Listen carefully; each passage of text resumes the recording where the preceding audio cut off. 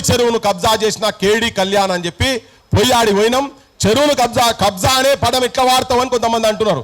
ఇప్పుడు పేదోళ్లకు చెరువు ఏంటంటే ఏక్ ఫసల్ భూమి.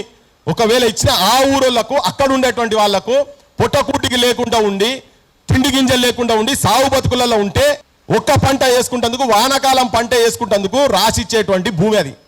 ఆ భూమి వేరేటోళ్ళకి ఎవరికి రిజిస్ట్రేషన్ కాదు అది. పోనీ మరి ఈయన చదువుకుంటే ఇంటర్మీడియట్ అంటాడు కానీ మరి ఇంగ్లీష్ మాట్లాడుతున్నాడు అప్పుడప్పుడు. ఆయన అడ్వకేట్లు పెద్ద పెద్ద శరత్ మరార్లు డైరెక్ట్ ప్రొడ్యూసర్లు అటువంటి వాళ్ళ పేర్ల మీద కనుక తీసుకున్నాడు కదా ఆయనే. మరి అది తీసుకుపోయి చూపిస్తే మరి దాని మీద ఏమంటాడు, మీరు ట్రెస్ పాసింగ్ చేసిర్రు అంటాడు. పవన్ కళ్యాణ్ ఎవరిని అడిగి నువ్వు నా నెంబర్ మొత్తం నువ్వు డిస్ప్లేలో పెట్టినవా?